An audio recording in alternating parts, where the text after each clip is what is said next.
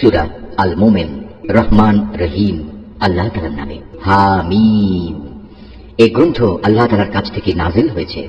তিনি পরাক্রমশালী, সর্বজ্ঞ। তিনি মানুষের গুনাহ মাফ করেন, তওবা কবুল করেন। তিনি শাস্তি দানে কঠোর। তিনি বিপুল প্রভাব প্রতিপত্তির মালিক।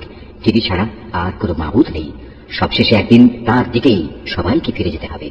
হে নবী, আল্লাহ তাআলা নাজিল করা এই আয়াতসমূহ নিয়ে শুধু তারাই বিতর্কে লিপ্ত হয় যারা কুফরি করে। সুতরাং শহরে বন্দরে তাদের বিচরণ যেন কোনো দিনই তোমাকে প্রতারিত করতে না পারে। আগেও নূহের জাতি সে জমানার নবীদের মিথ্যা সাব্যস্ত করেছিল। তাদের পর অন্যান্য দলও নবীদের অস্বীকার করেছে। প্রত্যেক জাতি তাদের নবীদের নিরস্ত করার অভিসন্ধি করেছিল এবং সত্যকে ব্যর্থ করে দেওয়ার জন্য তারা যুক্তিতর্কে লিপ্ত হয়েছিল। পরিণামে আমিও তাদের পাকড়াও করেছি। চেয়ে দেখো কেমন ভীতিকর ছিল আমার আযাব। এভাবে অস্বীকারী ব্যক্তিদের উপর তোমার মালিকের বাণী সত্য প্রমাণিত হলো যে এরা সত্যি সত্যি জাহান্নামী। যেসব ফেরেশতা আল্লাহ তাআলার আরশ বহন করে চলেছে, যারা এর চারিদিকে কর্তব্যরত রয়েছে, তারা নিজেদের মালিকের পবিত্রতা ও মহিমা ঘোষণা করে চলেছে। তারা তার উপর ঈমান রাখে। তারা ঈমানদারদের মাগফিরাতের জন্য দোয়া করে। তারা বলে, হে আমাদের মালিক, তুমি তোমার অনুগ্রহ ও জ্ঞান সহ সব কিছুর উপর ছেয়ে আছো। সুতরাং সেসব লোককে তুমি ক্ষমা করে দাও যারা তওবা করে এবং যারা তোমার দ্বীনের পথে চলে। তুমি তাদের জাহান্নামের আযাব থেকে বাঁচাও। হে আমাদের মালিক, তুমি তাদের সেই স্থায়ী জান্নাতে প্রবেশ করাও যার প্রতিশ্রুতি তুমি তাদের দিয়েছ। তাদের পিতামাতা, তাদের স্বামী স্ত্রী ও তাদের সন্তান সন্ততির মধ্যে যারা নেক কাজ করেছে তাদেরও। নিশ্চয়ই তুমি পরাক্রমশালী, প্রজ্ঞাময়। তুমি কিয়ামতের দিন তাদের দুঃখ কষ্ট থেকে রক্ষা করো। মূলত সেদিন তুমি যাকে দুঃখ কষ্ট থেকে বাঁচিয়ে দেবে তাকে তুমি বড় বেশি দয়া করবে। আর এটাই হচ্ছে সেদিনের সবচেয়ে বড় সাফল্য। নিঃসন্দেহে যারা কুফরি করেছে তাদের উদ্দেশ্যে ঘোষণা দিয়ে বলা হবে, আজ তোমাদের প্রতি তোমাদের যে রোষ তার চাইতে আল্লাহ তাআলার রোষ আরো বেশি ছিল। বিশেষ করে যখন তোমাদের ঈমানের দিকে ডাকা হচ্ছিল আর তোমরা তা অস্বীকার করছিলে। তারা বলবে, হে আমাদের মালিক, তুমি তো দুবার আমাদের মৃত্যু দিলে, আবার দুবার জীবনও দিলে। আমরা আমাদের অপরাধ স্বীকারও করেছি। অতএব এখন আমাদের এখান থেকে বেরিয়ে যাওয়ার কোন রাস্তা আছে কি? তাদের বলা হবে, তোমাদের এই শাস্তি তো এজন্যে, যখন তোমাদের এক আল্লাহর দিকে ডাকা হতো তখন তোমরা তা অস্বীকার করতে। যখন তার সাথে শরীক করা হতো তখন তোমরা তা মেনে নিতে। আজ সর্বময় সিদ্ধান্তের মালিক হচ্ছেন আল্লাহ তাআলা। তিনি সর্বোচ্চ, তিনি মহান। হে মানুষ, তিনিই আল্লাহ তাআলা যিনি তোমাদের তার কুদরতের নিদর্শন সমূহ দেখান এবং আসমান থেকে তোমাদের জন্য রিজিক পাঠান। আসলে এ থেকে তারাই শিক্ষা গ্রহণ করে যারা একান্তভাবে আল্লাহ তাআলার দিকে নিবিষ্ট হয়। অতএব হে মুসলমানরা, তোমরা তোমাদের জীবন কাঠামো একনিষ্ঠভাবে আল্লাহ তাআলার জন্যই নিবেদিত করো। একমাত্র তাকেই ডাকো, যদিও কাফেররা এটা মোটেই পছন্দ করে না। তিনি সুউচ্চ মর্যাদার অধিকারী, আরশের মহান অধিপতি। তিনি তার বান্দাদের মধ্যে থেকে যার উপর ইচ্ছা তার আদেশ সহ তার উপর ওহী পাঠান, যাতে করে সে ওহীপ্রাপ্ত রাসূল আল্লাহর সাথে সাক্ষাৎ লাভের এই দিনটির ব্যাপারে বান্দাদের সাবধান করে দিতে পারে। সেদিন যখন মানুষ হাসরের ময়দানে বেরিয়ে পড়বে তখন তাদের কোনো কিছুই আল্লাহ তাআলার কাছ থেকে গোপন থাকবে না। বলা হবে, আজ সর্বময় রাজত্ব ও কর্তৃত্ব কার? জবাব আসবে, প্রবল পরাক্রমশালী এক আল্লাহ তাআলার। আজ প্রত্যেক মানুষকে সে পরিমাণ প্রতিফলই দেওয়া হবে যে পরিমাণ সে দুনিয়ায় অর্জন করে এসেছে। আজ কারো প্রতি কোন রকম অবিচার করা হবে না। অবশ্যই আল্লাহ তাআলা দ্রুত হিসাব গ্রহণে তৎপর। হে নবী, তুমি তাদের আসন্ন কিয়ামতের দিন সম্পর্কে সতর্ক করে দাও, যখন কষ্টে তাদের প্রাণ কণ্ঠাগত হবে, চারিদিক থেকে দম বন্ধ হবার উপক্রম হবে। সেদিন জালেমদের আসলেই কোনো বন্ধু থাকবে না। থাকবে না এমন কোন সুপারিশকারী যা তখন গ্রাহ্য করা হবে। তিনি চোখের খেয়ানত সম্পর্কে যেমন জানেন, তেমনি জানেন যা কিছু মানুষের মন গোপন করে রাখে সে সব কিছু।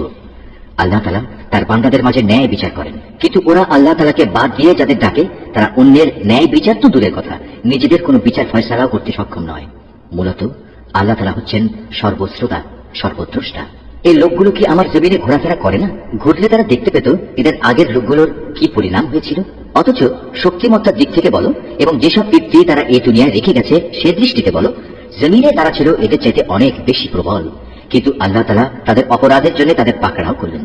সে সময় তাদের আল্লাহ তাআলার গজব থেকে রক্ষা করার মতো কেউই ছিল না। এটা এই কারণে তাদের কাছে সুস্পষ্ট নিদর্শন সহ আল্লাহ তাআলার রাসূলদের আগমন সত্ত্বেও ওরা তাদের অস্বীকার করেছিল। অতঃপর আল্লাহ তাআলাও তাদের এজন্য ভীষণ শাস্তি দিলেন। তিনি খুবই শক্তিশালী, শাস্তি দানেও তিনি কঠোর। আমি আমার আয়াত ও সুস্পষ্ট দলিল প্রমাণ সহ মূসাকে পাঠিয়েছিলাম। তাকে পাঠিয়েছিলাম ফেরাউন, হামান ও কারুনের কাছে। অতঃপর ওরা বলল, এ তো হচ্ছে এক চরম মিথ্যাবাদী জাদুকর। অতঃপর যখন সে আমার কাছ থেকে সত্য দিন নিয়ে তাদের কাছে এলো তখন তারা বলল, যারা তার সাথে আল্লাহ তাআলার উপর ঈমান এনেছে তাদের পুত্র সন্তানদের তোমরা হত্যা করো এবং শুধু তাদের কন্যাদেরই জীবিত রাখো। কিন্তু কাফেরদের ষড়যন্ত্র ব্যর্থতা ছাড়া আর কিছুই নয়। এক পর্যায়ে ফেরাউন তার পারিষদদের বলল, তোমরা আমাকে ছেড়ে দাও, আমি মূসাকে হত্যা করে ফেলি, ডাকুক সে তার রবকে। আমি আশঙ্কা করছি সে তোমাদের গোটা জীবন ব্যবস্থায় পাল্টে দেবে এবং এই জমিনেও নানা রকমের বিপর্যয় ঘটাবে। মুসা বলল, প্রতিটি উদ্ধত ব্যক্তি যে হিসাব নিকাশের দিনকে বিশ্বাস করে না, আমি তার অনিষ্ট থেকে আমার মালিক ও তোমাদের মালিকের কাছে আগেই পানা চেয়ে নিয়েছি। একজন মোমেন ব্যক্তি যে ছিল স্বয়ং ফেরাউনের গোত্রেরই লোক এবং যে ব্যক্তি নিজের ঈমান এতদিন পর্যন্ত গোপন করে আসছিল, সব শুনে সে বলল, আচ্ছা, তোমরা কি একজন লোককে শুধু এজন্যই হত্যা করতে চাও যে ব্যক্তি বলে আমার মালিক হচ্ছেন আল্লাহ তাআলা, যদিও সে তোমাদের মালিকের কাছ থেকে সুস্পষ্ট দলিল প্রমাণ সহই তোমাদের কাছে এসেছে? যদি সে মিথ্যাবাদী হয় তাহলে তার এই মিথ্যা তো তার উপরই বর্তাবে, আর যদি সে সত্যবাদী হয় তাহলে যে আযাবের ব্যাপারে সে তোমাদের কাছে ওয়াদা করেছে তার কিছু না কিছু তো তোমাদের এসে পাকড়াও করবে। অবশ্যই আল্লাহ তাআলা এমন লোককে সঠিক পথ দেখান না যে সীমা লঙ্ঘনকারী, মিথ্যাবাদী। সে বলল, হে আমার জাতির লোকেরা, আজ তোমাদের হাতে রাজত্ব আছে, তোমরা জমিনে শাসন চালাচ্ছ, কিন্তু আগামীকাল আমাদের উপর সে আযাব এসে গেলে কে আমাদের আল্লাহর আযাব থেকে সাহায্য করবে? ফেরাউন বলল, আমি তো এ ব্যাপারে তোমাদের সে রায় দেব যেটা আমি ঠিক হিসেবে দেখব। আমি তো তোমাদের সত্য পথ ছাড়া অন্য কিছুই দেখাবো না। যে ব্যক্তি গোপনে ঈমান এনেছিল সে বলল, হে আমার জাতি, আমি তোমাদের জন্য পূর্ববর্তী সম্প্রদায়সমূহের মতোই আযাবের দিনের আশঙ্কা করছি। তোমাদের অবস্থা এমন যেন না হয় যেমনটি হয়েছিল নূহের জাতি, আদ, সামুদ ও তাদের পরে যারা এসেছিল তাদের সবার। আল্লাহ তাআলা কখনো তার বান্দাদের উপর জুলুম করতে চান না। হে আমার জাতি, আমি তোমাদের জন্য প্রচন্ড হাঁক ডাকের কিয়ামত দিবসের আযাবের আশঙ্কা করি। সেদিন তোমরা পেছন ফিরে পালাতে চাইবে, কিন্তু আল্লাহ তাআলার পাকড়াও থেকে তোমাদের রক্ষা করার কেউই থাকবে না। আসলে আল্লাহ তাআলা যাকে পথভ্রষ্ট করেন তার জন্য কোনো পথ প্রদর্শনকারী থাকে না। এর আগে তোমাদের কাছে নবী ইউসুফ সুস্পষ্ট নিদর্শন দিয়ে এসেছিল, কিন্তু সে যা কিছু বিধান নিয়ে তোমাদের কাছে এসেছে তোমরা তাতে শুধু সন্দেহই পোষণ করেছ। এমনকি যখন সে মরে গেল তখন তোমরা বলতে শুরু করলে এবার আল্লাহ তাআলা কখনো কোনো রাসূল পাঠাবেন না। মূলত আল্লাহ তাআলা এভাবেই নানা বিভ্রান্তিতে ফেলে সীমা লঙ্ঘনকারী ও সংশয়বাদীদের গোমরাহ করে থাকেন। যারা তাদের নিজেদের কাছে আসা দলিল প্রমাণ না থাকা সত্ত্বেও আল্লাহ তাআলার আয়াতসমূহ নিয়ে বিতন্ডায় লিপ্ত হয়, তারা আল্লাহ তাআলা ও ঈমানদারদের কাছে খুবই অসন্তোষের কারণ বলে বিবেচিত। আল্লাহ তাআলা এভাবেই প্রতিটি অহংকারী ও স্বৈরাচারী ব্যক্তির হৃদয়ের উপর মোহর মেরে দেন। ফেরাউন একদিন হামানকে বলল, হে হামান, আমার জন্য তুমি একটি সুউচ্চ প্রাসাদ নির্মাণ করো, যাতে করে আমি আকাশে চড়ার কিছু একটা অবলম্বন পেতে পারি। আকাশে চড়ার অবলম্বন এমন হবে যেন আমি মুসার মাবুদকে তার দিকে উঁকি মেরে দেখে আসতে পারি। অবশ্য আমি তো তাকে মিথ্যাবাদী মনে করি। এভাবেই ফেরাউনের কাছে তার এই নিকৃষ্ট কাজটি শোভনীয় প্রতীয়মান করা হলো এবং তাকে সত্য পথ থেকে নিবৃত্ত করা হলো। মূলত ফেরাউনের ষড়যন্ত্র তার নিজের ধ্বংস ছাড়া আর কিছু নয়। যে ব্যক্তিটি ঈমান এনেছিল সে বলল, হে আমার জাতি, তোমরা আমার কথা শোনো, আমি তোমাদের একটা সঠিক পথের সন্ধান দিচ্ছি। হে আমার সম্প্রদায়, তোমাদের এই দুনিয়ার জীবন কয়েকটি দিনের উপভোগের বস্তু মাত্র, স্থায়ী নিবাস তো হচ্ছে আখিরাত। যে ব্যক্তি কোনো মন্দ কাজ করবে সে সেই পরিমাণই তার প্রতিফল পাবে, পুরুষ হোক কিংবা নারী। যে কেউই নেক কাজ করবে সেই মোমেন হিসেবে গণ্য হবে। হ্যাঁ, এমন ধরনের লোকেরাই জান্নাতে প্রবেশ করবে, সেখানে তাদের অপরিমিত রিজিক দেওয়া হবে। হে আমার জাতি, এ কি আশ্চর্য! আমি তোমাদের জাহান্নাম থেকে মুক্তির দিকে ডাকছি আর তোমরা আমাকে ডাকছো জাহান্নামের দিকে। তোমরা আমাকে একথার দিকে দাওয়াত দিচ্ছ যেন আমি আল্লাহ তাআলাকে অস্বীকার করি এবং তার সাথে অন্য কাউকে শরীক করি যার সমর্থনে আমার কাছে কোনো দলিল প্রমাণ নেই। পক্ষান্তরে আমি তোমাদের আহ্বান করছি সেই আল্লাহ তাআলার দিকে, যিনি পরাক্রমশালী ও ক্ষমাশীল। যে বিষয়টির প্রতি তোমরা আমাকে ডাকছো, দুনিয়াতে তার দিকে ডাকা কোনো মানুষের জন্য শোভনীয় নয়, তেমনি পরকালে তো মোটেই নয়, কেননা আমাদের সবাইকে তো আল্লাহ তাআলার দিকেই ফিরে যেতে হবে। সত্যি কথা হচ্ছে, যারা সীমা লঙ্ঘন করে তারাই হচ্ছে জাহান্নামের অধিবাসী। আজ আমি তোমাদের যা কিছু বলছি অচিরেই তোমরা তা স্মরণ করবে, আর আমি তো আমার সব কিছু আল্লাহ তাআলাকে সুপর্দ করছি। নিঃসন্দেহে আল্লাহ তাআলা তার বান্দাদের প্রতি সবিশেষ নজর রাখেন। অতঃপর আল্লাহ তাআলা তাকে ওদের যাবতীয় ষড়যন্ত্রের অনিষ্ট থেকে রক্ষা করলেন এবং একটা কঠিন শাস্তি এসে ফেরাউন সম্প্রদায়কে গ্রাস করে নিল, জাহান্নামের আগুন, যার সামনে তাদের সকাল সন্ধ্যায় হাজির করা হবে। আর যেদিন কিয়ামত ঘটবে সেদিন ফেরেশতাদের বলা হবে, ফেরাউনের দলবলকে কঠিন আযাবে নিক্ষেপ করো। হে নবী, যখন এ লোকেরা জাহান্নামে বসে পরস্পর বিতর্কে লিপ্ত হবে, অতঃপর যারা দুর্বল ছিল তারা এমন সব লোকদের বলবে যারা ছিল অহংকারী, আমরা তো দুনিয়ায় তোমাদের অনুসারী ছিলাম, এখন জাহান্নামের আগুনের কিছু অংশকে তোমরা আমাদের কাছ থেকে নিবারণ করতে পারবে? অহংকারীরা এর জবাবে বলবে, কিভাবে তা সম্ভব? আমরা সবাই তো তাতেই জাহান্নামে পড়ে আছি। আল্লাহ তাআলা তো তার বান্দাদের ব্যাপারে চূড়ান্ত ফয়সালা করেই দিয়েছেন।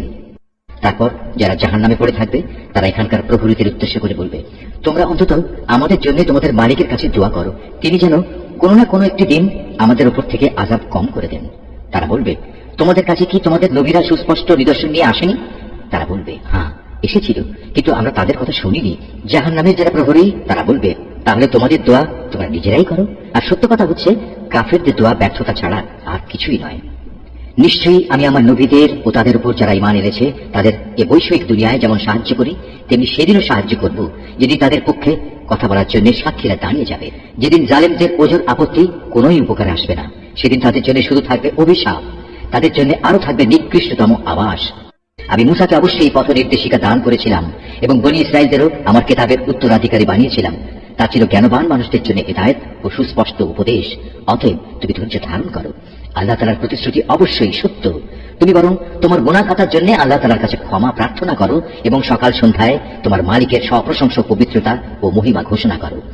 নিজেদের কাছে কোনো দলিল প্রমাণ না আসা সত্ত্বেও যারা আল্লাহ তাআলা নাজিল করা আয়াতসমূহ নিয়ে বিতর্কে লিপ্ত হয়, তাদের অন্তরে কেবল অহংকারী ছেয়ে থাকে।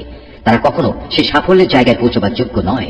অতএব হে নবী, তুমি এদের অনিষ্ট থেকে আল্লাহ তাআলার কাছে পানা চাও, কেননা তিনিই হচ্ছেন সর্বশ্রোতা, সর্বদ্রষ্টা। অবশ্যই আসমান ও জমিন সৃষ্টি করা মানুষকে দ্বিতীয়বার সৃষ্টি করা অপেক্ষা বেশি কঠিন, কিন্তু অধিকাংশ মানুষই জানে না। অন্ধ ও চক্ষুষ্মান ব্যক্তি কখনো সমান হয় না। ঠিক তেমনি যারা ঈমান আনে ও নেক আমল করে তারা এবং দুষ্কৃতিপরায়ণ ব্যক্তি কখনো সমান নয়। আসলে তোমাদের কম সংখ্যক লোকই আমার হেদায়েত থেকে উপদেশ গ্রহণ করে। কিয়ামত অবশ্যম্ভাবী, এতে বিন্দু মাত্র সন্দেহ নেই, কিন্তু অধিকাংশ লোকই তা বিশ্বাস করে না। তোমাদের মালিক বলেন, তোমরা আমাকে ডাকো, আমি তোমাদের ডাকে সাড়া দেব। যারা অহংকারের কারণে আমার ইবাদত থেকে নাফরমানি করে, অচিরেই তারা অপমানিত ও লাঞ্ছিত হয়ে জাহান্নামে প্রবেশ করবে। আল্লাহ তাআলা যিনি তোমাদের জন্য রাত বানিয়েছেন যেন তোমরা তাতে বিশ্রাম নিতে পারো এবং দিনকে পর্যবেক্ষণকারী আলোকোজ্জ্বল করেছেন, নিশ্চয়ই আল্লাহ তাআলা মানুষের প্রতি সবিশেষ অনুগ্রহশীল, কিন্তু অধিকাংশ মানুষই কৃতজ্ঞতা আদায় করে না। এ হচ্ছেন আল্লাহ তাআলা, তিনি তোমাদের মালিক, প্রত্যেকটি জিনিসের একক স্রষ্টা। তিনি ব্যতীত অন্য কোনো মাবুদ নেই। বলো, তোমরা কোথায় কোথায় ঠোকর খাবে? যারা আল্লাহ তাআলার আয়াতকে অস্বীকার করেছে তাদেরও এভাবে দাঁড়ে দাঁড়ে ঠোকর খাওয়ানো হয়েছিল। আল্লাহ তাআলাই তোমাদের জন্য ভূমিকে বাসোপযোগী স্থান বানিয়ে দিয়েছেন, আসমানকে বানিয়েছেন ছাদ। তিনি তোমাদের আকৃতি গঠন করেছেন। যে আকৃতি তিনি গঠন করেছেন তা কত সুন্দর, এবং ভালো ভালো জিনিস থেকে তোমাদের রিজিক দান করেছেন। এই আল্লাহ তাআলাই হচ্ছেন তোমাদের মালিক। কত মহান বিশ্বজাহানের প্রতিপালক আল্লাহ তাআলা, তিনি চিরঞ্জীব, তিনি ছাড়া আর কোনো মাবুদ নেই। অতএব একান্ত নিষ্ঠাবান হয়ে তোমরা তাঁর ইবাদত করো। সমস্ত তারিফ সৃষ্টিকুলের মালিক আল্লাহ তাআলার জন্য। হে নবী, তুমি তাদের বলো, আমাকে নিষেধ করা হয়েছে যেন আমি তাদের ইবাদত না করি যাদের তোমরা আল্লাহ তাআলার বদলে ডাকো। তাছাড়া যখন আমার কাছে আমার মালিকের কাছ থেকে সুস্পষ্ট নিদর্শন সমূহ এসে গেছে, আমাকে আদেশ দেওয়া হয়েছে যেন আমি আল্লাহ তাআলার অনুগত বান্দা হয়ে যাই।